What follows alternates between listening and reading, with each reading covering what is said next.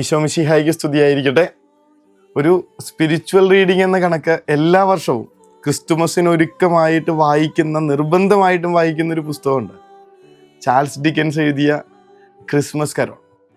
ബൈബിളിനൊപ്പം ഒരു പുസ്തകം വായിക്കുന്നുണ്ടെങ്കിൽ അത് മിക്കവാറും ഈ പുസ്തകമായിരിക്കുള്ളൂ. ക്രിസ്മസിന് വലിയ സാധ്യത നമ്മുടെ മുൻപിൽ തുറന്നു തരുന്ന ഒരു മനോഹരമായിട്ടുള്ള, നേരത്തെ സൂചിപ്പിച്ചതുപോലെ നമ്മുടെ ഉള്ളിൽ ക്രിസ്തുമസ് നിറയാൻ കാരണമാക്കുന്ന ഒരു പുസ്തകം.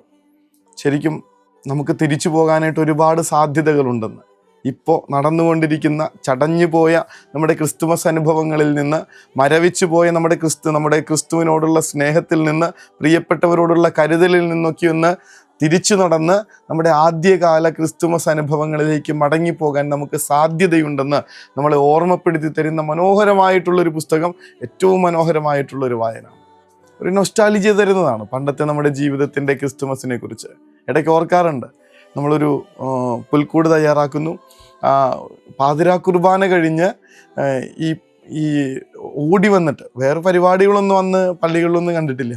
അപ്പോൾ അതെല്ലാം കഴിഞ്ഞ് നമ്മൾ പരിശുദ്ധ കുർബാനയും കഴിഞ്ഞൊരു ഇത്തിരി മധുരവും കിട്ടി നമ്മൾ പിന്നെ ഓടുന്നത് വീട്ടിലേക്കാണ്. അവിടെ ഉണ്ണീശോനെ വെക്കണം. നമ്മൾ തയ്യാറാക്കിയ പുൽക്കൂട്ടിൽ അന്ന് നമുക്ക് എടുത്തു വെക്കാനായിട്ട് എനിക്കൊരു ഉണ്ണീശോ സ്വന്തമായിട്ടുണ്ടായിരുന്നു. ഇപ്പോൾ ആ ഉണ്ണീശോ നഷ്ടമായിട്ടുണ്ട്. ഇപ്പോൾ ആ ഒരു കൗതുകങ്ങൾ നഷ്ടമായിട്ടുണ്ട്. നമ്മൾ ആ പുൽക്കൂടിൻ്റെ മുൻപിൽ ചെന്ന് നിൽക്കുമ്പോൾ നമുക്ക് ഉണ്ടാവുന്നൊരു അഭിമാനമുണ്ട്. ഉണ്ണീശോയെ വെച്ച് കഴിയുമ്പോൾ വലിയ ചന്തമൊന്നും തോന്നണില്ല ഇപ്പോൾ ആലോചിക്കുമ്പോൾ. പക്ഷേ അതിനുവേണ്ടി നമ്മളെടുത്തൊരു എഫേർട്ട്, അതിനുവേണ്ടി നമ്മൾ മാറ്റിവെച്ച സമയങ്ങൾ, ഈ വഴിയിടങ്ങളിൽ നിന്ന് പോലും കളഞ്ഞു കിട്ടിയ സാധനങ്ങൾ കൊണ്ട് പോലും ആ പുൽക്കൂടിൽ ഒരുക്കാനായിട്ട് നമ്മളെടുത്ത കുറച്ച് ശ്രദ്ധ, ഇതൊക്കെ നമുക്ക് തന്ന വലിയൊരു സന്തോഷമുണ്ട്. ഇങ്ങനെയുള്ള ശരിക്കുമുള്ള ക്രിസ്തുമസിൻ്റെ നന്മകളിലേക്ക്, ജീവിതത്തിൻ്റെ സുഹൃതങ്ങളിലേക്കൊക്കെ ഒന്ന് തിരികെ നടക്കാനായിട്ട് നമ്മളെ പ്രേരിപ്പിക്കുകയും ഓർമ്മപ്പെടുത്തുകയും ചെയ്യുന്ന ഒരു വായന.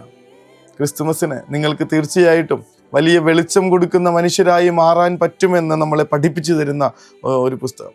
വെളിച്ചം മങ്ങിയ ഒരു കുടുസുമുറിയിൽ ഒടുങ്ങിപ്പോയേക്കാമായിരുന്ന തൻ്റെ ജീവിതത്തെ എബിനേസർ സ്ക്രൂജ് എന്ന് പറയുന്ന ഈ നായകൻ പതിയെ കൂടെയുള്ളവരുടെ വെട്ടമാക്കി മാറ്റുന്ന ഒരു വായന നമ്മൾക്ക് കാണാൻ പറ്റും. അതിനകത്ത് ഒപ്പമുള്ളവർക്ക് ഇയാൾ ക്രിസ്തുവിനെ കണക്ക് പ്രകാശമായിട്ട് മാറുന്നുണ്ട്. അവരുടെയൊക്കെ ജീവിതത്തിലെ പ്രതീക്ഷയുടെയും സന്തോഷത്തിൻ്റെയും വെളിച്ചം കൊളുത്തുന്നുണ്ട്. ക്രിസ്തുമസ് നമ്മളോട് പറഞ്ഞു തരുന്ന, നമ്മളോട് ആവശ്യപ്പെടുന്ന ഒരു കാര്യം ഇതാണ്.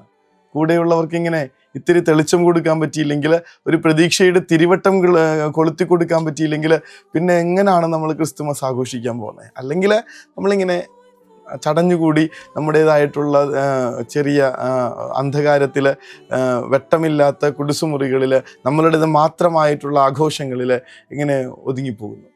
ഒപ്പമുള്ളവരുടെ ജീവിതത്തിലേക്ക് ഇങ്ങനെ ക്രിസ്തു പറയുന്ന കണക്ക് വെളിച്ചമായി മാറാൻ, ശരിക്കുമുള്ള വെട്ടം അവരുടെ ജീവിതത്തിലേക്കൊന്ന് പ്രകാശിപ്പിച്ചു കൊടുക്കാൻ, ഈ ഒരു ക്രിസ്തുമസ് കാരണമായി തീരാൻ ഈ ഒരു പുസ്തകം തീർച്ചയായിട്ടും നമുക്കൊരു പുഷ് തരും. പറഞ്ഞതുപോലെ ബൈബിളിനൊപ്പം, വിശുദ്ധ ഗ്രന്ഥത്തിനൊപ്പം ഒരു പുസ്തകം വായിക്കുന്നുണ്ടെങ്കിൽ അത് ഈ വർഷം ചാൾസ് ഡിക്കൻസിൻ്റെ ക്രിസ്തുമസ് കരോളാവട്ടെ. ഉറപ്പായിട്ടും ഈ പുസ്തകം നമ്മളെ പ്രകാശിപ്പിക്കും. ബൈബിളിൻ്റെ അത്രയല്ലെങ്കിൽ തന്നെ ബൈബിളിലേക്ക്, ആ പുൽത്തൊട്ടിയിലേക്ക്, ഈശോയിലേക്ക് എത്തിച്ചേരാൻ പറ്റുന്ന വിധത്തിൽ പ്രകാശിപ്പിക്കും. അതൊരു റിട്രീറ്റ് ആയിരിക്കട്ടെ.